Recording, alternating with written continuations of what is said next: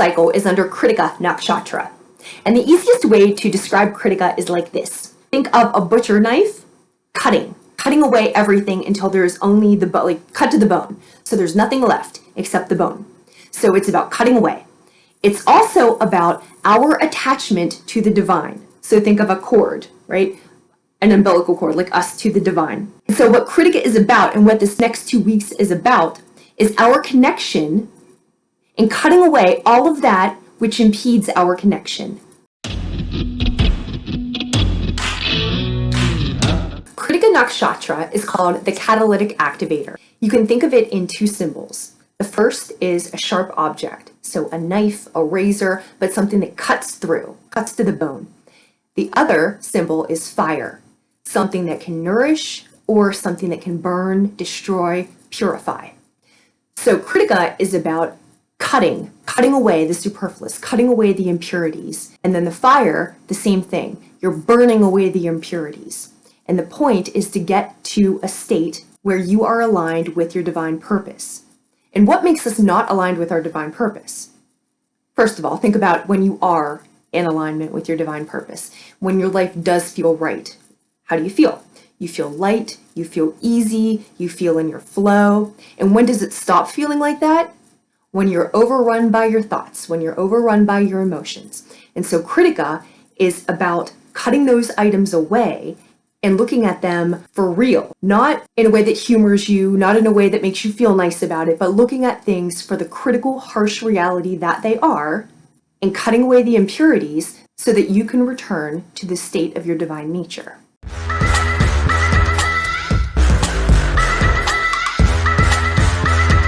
When you think of Kritika, think hot, cut, and clean. Some traits of Kritika people are dynamic, strong-willed, critical attitude, straightforward. They have a regal aura about them, a sharp tongue that seeks perfection, but it's not vengeful. These are people who want you to look at yourself rationally, have an inner stability rather than be reactive to outer circumstances, get complete control over your animal nature, maintain the ethical code of conduct that you deem to be correct, and maintain purity of that code of conduct by not succumbing to urges or losing control.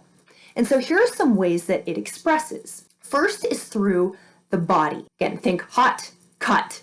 These are Kritika women and men. Clean, Florence Nightingale. Her entire theory of nursing was sanitation. Give the soldiers baths, clean the facilities, create hygiene, have fresh air. And of course, in her time, she encountered men who didn't think that a woman would know how to do this. And a feature that I continue to find in Kritika has to deal with gender expectations, gender roles, and sexuality. So continuing on the theme of clean, Kritika native women talk about their bodies, and they talk about nutrition, and they talk about how in order to have a healthy body, it needs to be clean on the inside. And so they talk about aging, social expectations, what women's bodies look like, how women feel about themselves, and they begin to incorporate this sage, like this connection with the higher self. So what the world sees of you versus who you really are. And so this is communicated through how you feel about yourself through your body, how you're seen in society, how women should feel about themselves, how women are made to feel about themselves, and to reorient the way that women feel about themselves in order to reconnect them with their power. So in true Kritika nature, the basis below what's happening on Earth is to connect you with your divine nature. Kritika is about differentiation, and it's about the one that lights the way. Think about a torch, the one who goes first, the one who shows others the way. It's associated with language. Kritika natives invent languages that are used. And the reason that languages are invented by Kritika natives is because they understand, they have the divine knowledge, and they also have the awareness that they have the divine knowledge. And so those languages, those modes of communication that are currently intact in the world won't do for them because they have to go first. They have to light the way. They have to show others the way. And this is what Kritika is about, is having a critical perspective, putting together the realities of situations in ways that other people hadn't seen that reality, and then presenting it to the masses. Kritika is associated with Agni, fire, and Agni has to do with digestion as well, so digestive fire. Think about critical thought. Critical thought is not putting together, when I make these videos, I don't put together things and then put them in a certain order. It can't work like that. It's the same with anybody who performs critical thought. You pull together different information, and people have seen this information, they've thought of it, but you put it together, you digest it. You digest it, you think about it, and the product that comes out is something different. So it's not the sum of what goes into it, but in fact, it's a different product. And that's the way that Kritika works with the Agni, the fire, is that there's a purification. So you're looking at all of these things and you're purifying them, you're cutting them down to their most basic levels and then presenting them to people for other consideration. Now, something about critical thought and something about people who perform critical thought as part of their life path. These are not people who have an easy go at it. These are not popular opinions to have. These are things that don't go over well at a dinner party. But these are things that are the path of Kritika natives. Their job is to show us ourselves in the truest light, to see flaws and shortcomings, but in so doing, we get to know the truth instead of walking in ignorance. So we're walking in light instead of in darkness. There are different ways that people connect with the divine. This can be through art, this can be through verbal language, this can also be through dancing. And Kritika natives are known for their very body-oriented dancing performances. And the function of Kritika to overcome our animal urges is also indicated with the fact that a lot of these natives will have tribal, animal-like themes in their performances. But you'll notice the same qualities here, that these are people who are original in what they're doing. They're not taking their ideas from anybody. People take ideas from them. They are the ones who create the original path. They are the ones who create a new language in whatever it is that they're doing. A really prominent theme is, of course, overcoming one's animal-like nature. And two Kritika Sun natives are Marcus Aurelius, who's known for Stoicism. Stoicism is the idea of a really regimented, harsh life in order to establish discipline.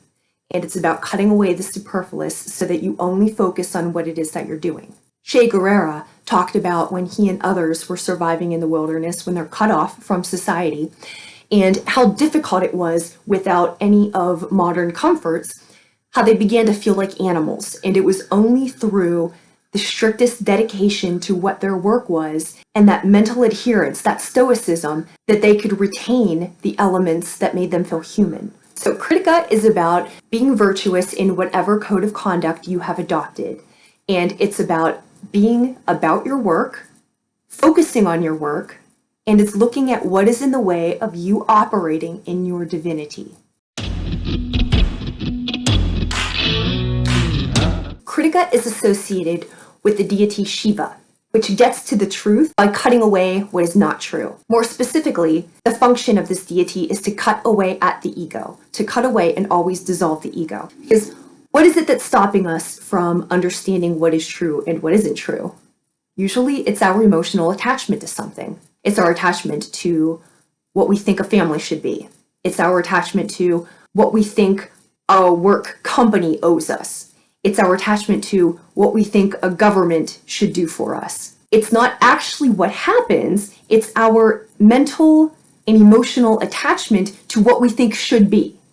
And so Kritika cuts away what should be, so we're looking at only the stark reality of what is. And this is the work of Emil Durkheim, Vladimir Lenin, Max Weber. They are theorists who cut apart and stratify our concepts of society. And when you look at the strata objectively, without emotional attachment, you begin to see something different. So that leads us to people who then begin to live revolutionary lives.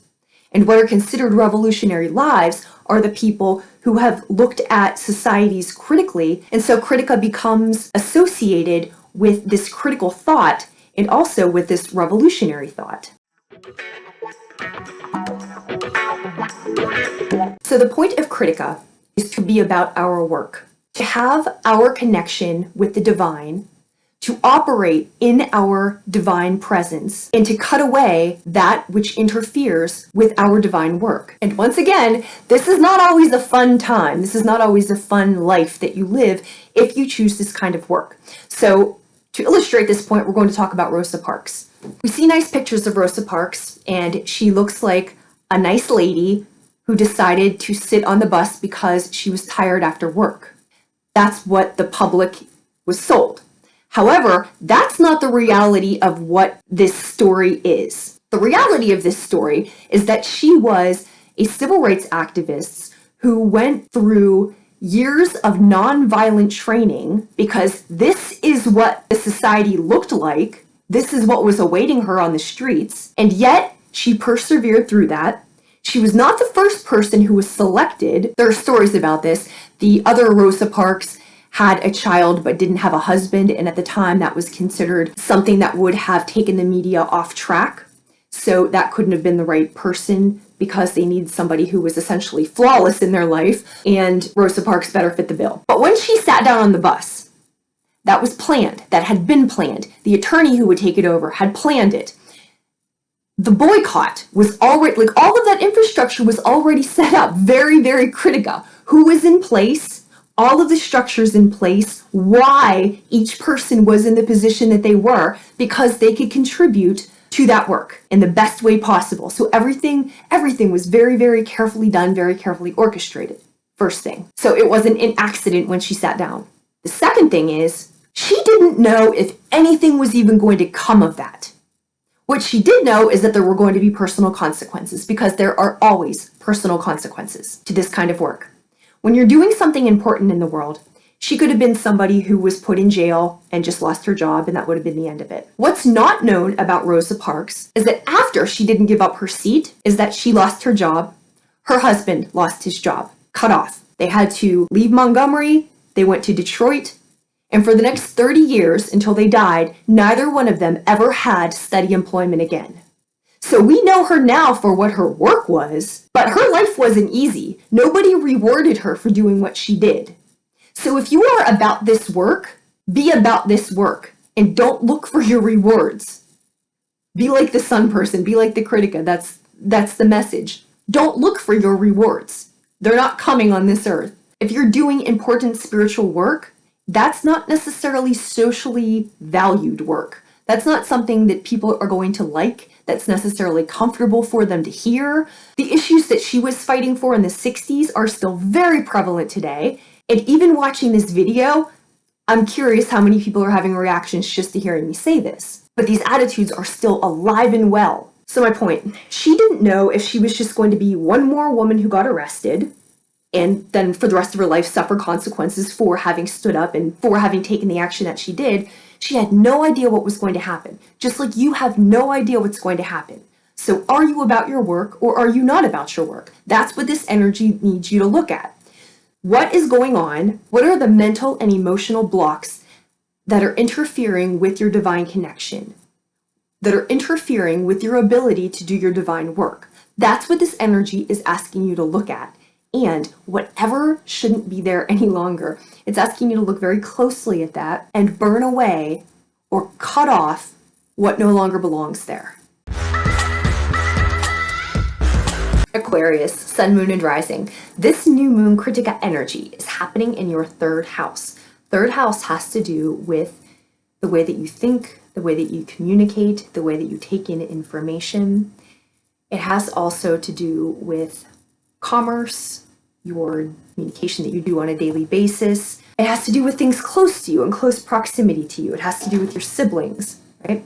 Your neighborhood, your community, things that are close to you. So close in your head, close in your communication, close in physical proximity to you. Short trips, automobiles. And what the Kritika energy is asking you to do is, in consideration of what is the work that you're doing in the world, and how is it that you need to step out into life and be the fullest expression of yourself and be the expression of your divine nature and fully embody that, what third house issues are in the way? What third house issues are impeding? Sibling relationships, someone who knew you before, someone who knew some other version of you. It's not always the relationship that needs cut. Sometimes it's the relationship that needs cut, but not always. Sometimes it's the dynamic that needs cut. Sometimes it's the expectation that they should understand that needs cut. And that's your problem. There's no should with people. You should do this, they'll do what they want to do. But for you, the expectation is an impediment. The expectation creates an emotion. It creates a dependency on this person and what this person thinks of you and how this person reacts to you and how this person speaks to you. And that's not what the Kritika energy is about. It is about not having those attachments. It is about being separate. It is about being independent of whatever other people think and do. And you being like the sun, shining regardless of what happens. So your mood, your work, not fluctuating based on other people. You provide your own light. That's what this energy is about. So the attachment you have to how people take you, especially people close to you in your community, in your neighborhood. A lot of us who do this work, we live in communities that are not particularly receptive to this work. It can be as much as people thinking you're a little bit weird, all the way to people thinking you are evil. So does that mean you should stop walking your spiritual path? No. Does it mean you should stop doing your spiritual work? No. But what it does mean is that you don't need to seek permission from these people who don't understand what you're doing. You don't need the validation of people who don't understand what you're doing. You don't need them to think like you because you think like you. You don't need them to follow you. You don't need them to adore you. You don't need any of that. Right now, Kritika energy is looking at what's the expectation that you have. Do you think that people should accept you? Do you think that people should like you? Do you think that people should follow you? That's where it becomes problematic. People will do what they want to do. That's not your business. Your business is your business. It's your path, and it is your connection to the divine, because we work really hard to establish that. So maintaining that connection in the purest way possible, that is extremely, extremely important. And that's what the energy is having you look at. Now, for deception, Neptune is in your first house, and your first house has to do with yourself, your sense of self. And here's where that could take place, right? Here's how it could play out.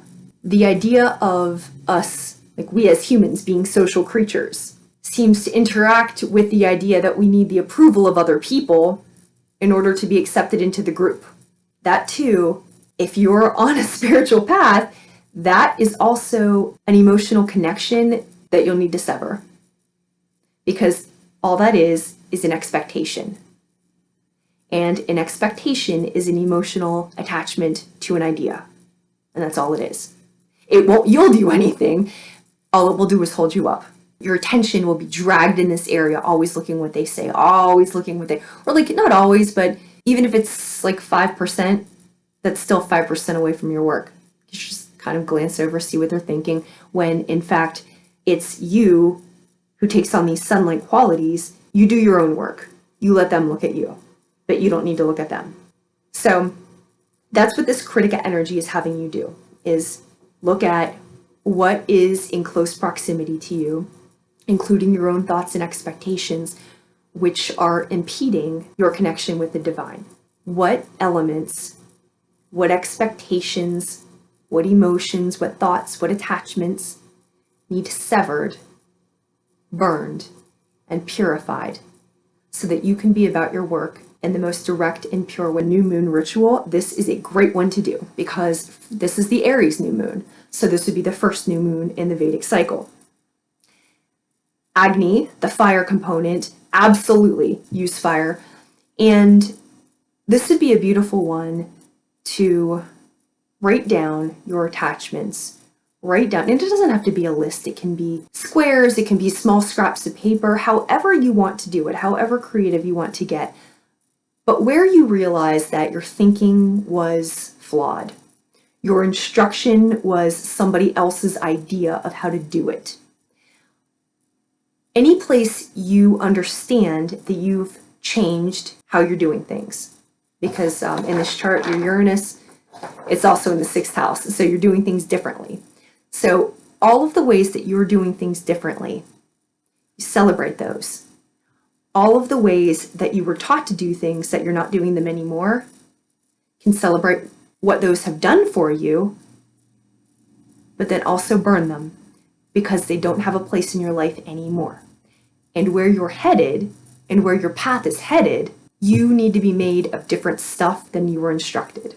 The people from your past may not understand where you're going, and they may not understand your vision.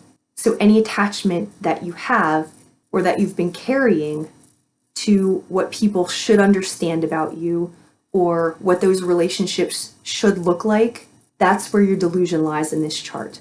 Those are the things now to sever.